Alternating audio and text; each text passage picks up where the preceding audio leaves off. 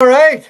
Welcome to the RecWired podcast. Andy's going to be doing these from now on because he is taking over the media duties for RecWired.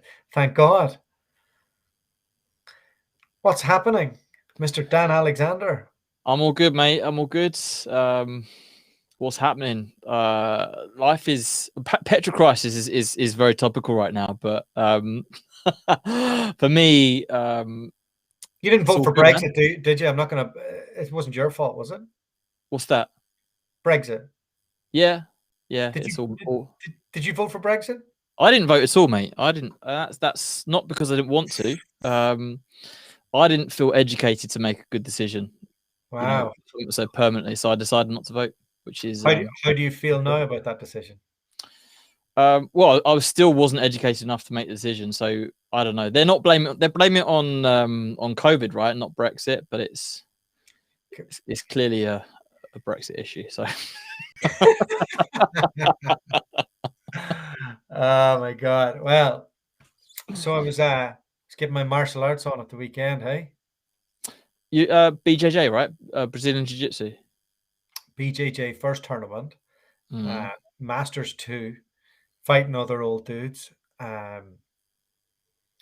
Experience probably in hindsight would cut down to a lower weight. Yeah, it was good. So won the first, lost the second, won the third. What weight were you fighting at? Middleweight. So Okay. yeah, under 82. Yeah, some people know that a while back I was doing the same thing. So MMA, wrestling, BJJ, and I made the same mistake. And I fought this absolute monster in a wrestling competition. He was like twice the size of me, but he'd clearly cut down, and I hadn't, and he battered me. The Masters division is a bit more forgiving, so it's all good. But hey, martial arts is like recruitment, right? So you have to keep at it. You have to start somewhere. You have to find your system that works. And then you have to just keep doing it and improving your system. And it's I find a lot of commonalities between the two worlds. Yeah. So today's topic: what separates a top biller from an average Joe? Most people are average Joes. It's true. It's true. In fact, most scalable companies prefer to have average Joes because they'll stay that wee bit longer. And if you get your middle line right, you can be sure that everything's a bit more replicable. Whereas some of the top performers that burn super bright, like they burn bright and they burn out. But then it's interesting. Some rooms, their average is way higher than other rooms' average. So I suppose what we start is, how do you make an average Joe first off?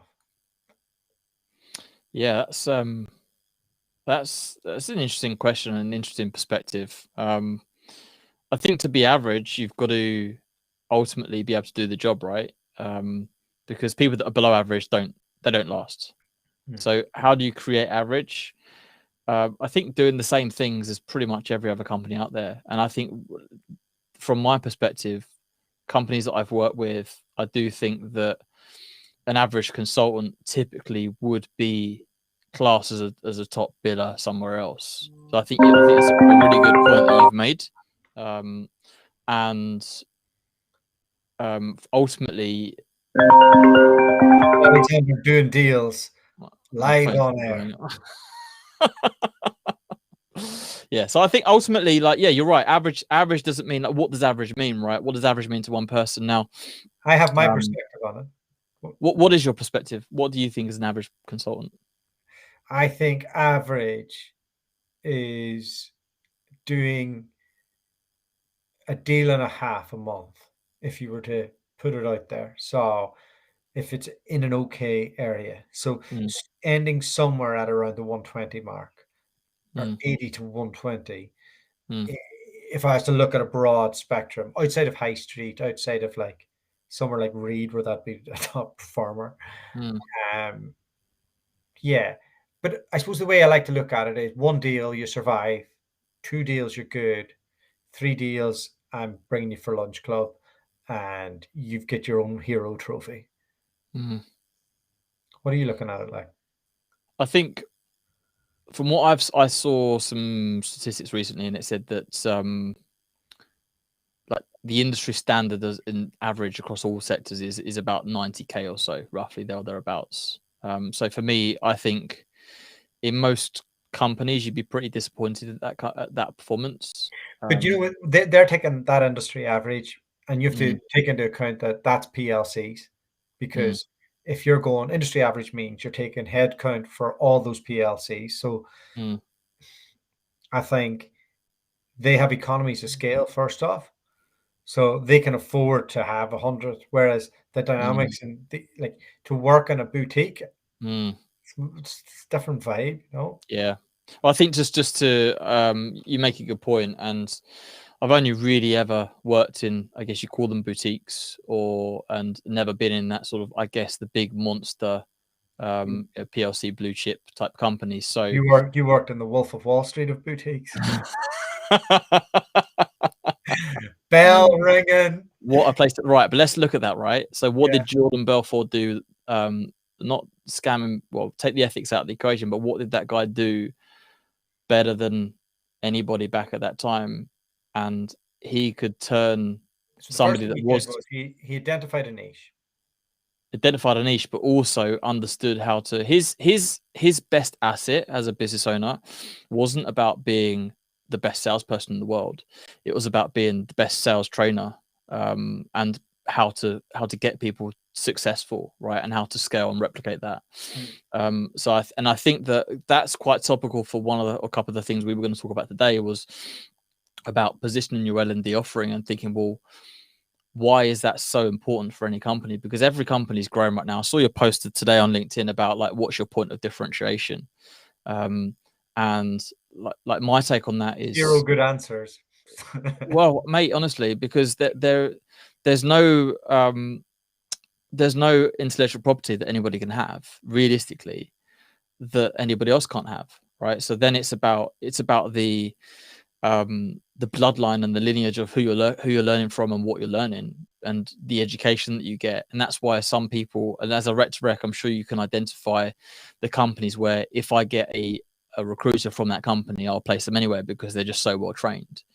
Um, Yeah, and I, it's something I struggle with recruitment companies. So some founders are excellent at selling their vision, but maybe they're not great at doing it from on publicity. Very few are brilliant online, mm, in person, like at every stage. So I mm, think as a business, we've always gravitated towards the international moves.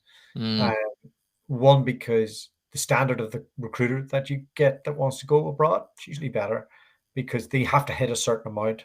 Like, 'cause mm, it can't be like, oh, you might be successful. Somebody's paying your relo, they're paying your visa, they're setting you up. Like, you're going to have to be pretty good at a minimum. mm, And mm, then I suppose the location always defined almost the opportunity more than the opportunity. And then I suppose the next thing you're looking at is like for LA, for example, they work the San Francisco market. How great is that? You know, so that's a real point of differential. Like you're working in the best market with the biggest fees, and you're right beside it, and yet you still get to have the lifestyle of SoCal. mm, So I think there's loads of done on that. But when you look at UK recruitment companies in terms of their differential, it's tough. Like mm, it's tough to work out. There's some people who are good at employer branding, and that I think that comes from telling your story and being out there and like I suppose it's the quality of people that you have working there. It'll come down to. mm. Yeah, and that's exactly it, right? And you look at you can give people the same tools, the same candidates, the same clients, the same CRM system, whatever, and you put two different chefs in the kitchen, you're going to get two completely different results from from someone that's been well trained and how to use those tools, because it's realistically, in my mind, and you'll know this, I spend a lot of time going very, very, very, like very high level with people, and then going backwards from that point. So what I mean by that is a lot of the things I talk about aren't even recruitment based, because you're talking about people, right? And people, this is at a one-to-one level. I think to give the audience, I'm guessing there's probably quite a few business owners that are going to tune into this, and the difference that the structure of the L&D can make can be absolutely phenomenal. What messaging are you actually feeding your consultants? Is, I think, what does world class look like then from structuring an L&D process? I think firstly it's having an L&D function and treating it seriously, right? And by that I don't mean just going, right, okay, we've got an L&D person, that's our selling point, is in like, proper training, proper structure, proper onboarding, and it starts. Talk to me, break that down. Okay, like cool. Yeah. So proper structure. Day one, I've accepted the job. So right. So for me, you categorize your company into three parts, right? You've got the training, which is giving people that have never done it or never done it your way, showing them the proper ropes, and the ropes to do it properly. And I'm talking about one of the biggest differentiators you can have in 2021 is the ability, which I think is absolutely dying right now, is the ability to be able to pick up the phone, and because that is a massive point of differentiation right now, right? Yeah. The amount of people that are not willing to, or don't even know how to make a cold call, even when they've got the information, is mind blowing, right? So I think that it's not one or the other. It's both. It's old school and new school, and I think you have to learn, for me, the structure of how to do the job and how to put the hard yards in, right? Sure. But what does that look like? So on day one, I mean, how quickly am I making a phone call? Who am I calling? Cool. So for me, it's day three is calling, right? So day one it's the mechanics of how recruitment works. And now whether you're 180 or 360, it's the person needs to understand what is happening, what that client and candidate journey looks like throughout the stage of the business. Now, whether you're outsourcing all of that to that one person or just the resourcing part, they still need to understand how that works if they're to be successful long term. So for me, it's teaching the person the 101 of recruitment, and day one, ideally, it's sector specific. And I'll look at search skills as well. So for instance, okay, this is how recruitment works. This is your market. Let's define that, right? And we've understood that whether you're me, you're Doherty, you're Andy, you're whoever, ultimately the job starts the same way. You have to be able to find people in order to sell them, right?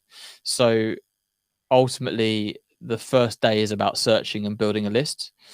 Day two for me is about, right, okay, so we're building a list. It's then about structuring how the qualification works, about how ultimately, like, the sorts of questions I'm asking, what I'm looking for, and then I'm starting to get into actually an actual sort of sales training and like scenario where the person needs to be able to sell, because I don't care what anybody says, Doherty, recruitment is a sales job.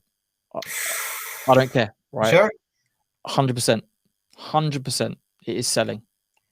Of course it is, right? You're selling people to companies, and you're selling opportunities and dreams to candidates. Doesn't matter what sector you work in. That's is pretty much exactly it, right? I'm happy to stand by that, right?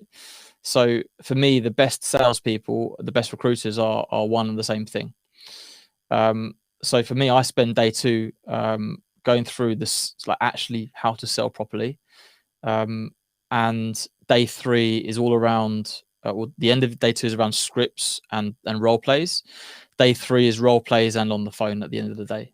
So for me, that's how I structure it. What is recruitment? What's your job? What are you doing? How much of it? What's your market?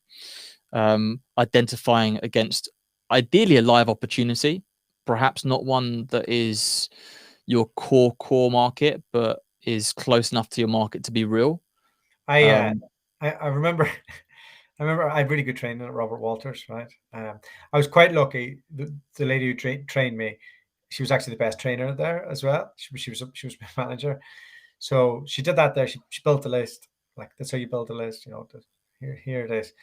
All right, get on the phone now. And look, it's regional Australia, right? So she's like, just with communication with these people, just ask them about the market. How are they going? Like, what are they hearing and all the rest? And I'm like calling up these AT, don't know what they were at the time. I still couldn't. Obviously I got to know it over the 3 years, but at the time didn't have a clue. The third call, the guy's all like, "Am I on a certain list for you guys?" And I'm like, what do you mean? Is this your first day?" That's actually a Right. really valid and key point. She had this list of people who'd wasted her time, right, over the years, I reckon. And she just thought, you know what, the newbies are just gonna call through these lists. Like, they're not the people who are gonna be like the ones that she's gonna be working with. So I think that's actually key as well. And not to that's actually a really, really, really topical point on that, because don't recycle that list like too often. And also, like, ideally, look, it's got to make you money. Even day one, these people can make you money. They can add value, and to drip feed and slow roll these guys is the wrong approach, in my opinion. Because do you know what they did with us? They took us in a batch of 6. I'm a big fan of taking in batches of people. I think it really works. And then they KPI'd us off against each other in terms of those calls. So we were given a list and we just had to go through it. Like, and I was a bit better managed than the rest when I look at it, because like after every couple of calls, or even after every call, what did you get from that? What was the outcome? Talk to me. What could you have done better? Okay, right. And write it down. Okay, write it out, put it in the system. Okay. And just got used to doing that, like making a call, using the system, then having that critiqued. And I had this here ongoing, like it was full on. So at the end of a month cycle, they had better numbers than me, but I had got more outcomes because I was trained better. And I thought, like, that's another big mistake that companies make. They just go, okay, just go hell for leather, like burn the phone, and then that doesn't make sense either. No, it's just doing dumb shit faster, right? And that's ultimately, and that is also this is also why just looking at automation without the other, like new school versus old school. I think the business should handle automation, if I'm honest. I think that's a valid. Yeah, I think that's absolutely valid, because if you don't give people proper, like, solid foundational, as in with training, then again, automation is another example of doing dumb shit faster, messages that don't work more often, so burning your market. That for me is category 1, right? So you split the company up into 3 parts. Category 1 is your training, your rookies, people that need to learn your way, and make sure that you've covered your basis, right? Then they're not failing because of you, right? Category 2, like the second part of it, is where you've got, and this is good to great. This is for me the coaching part of the job, where you're not trying to teach people how to suck eggs or how to recruit. It's how do you get an extra 20-30% out of that person over the course of a year, right? And that really is the difference between a good and a great L&D person, is that they'll be very good at that, because pretty much anyone can regurgitate the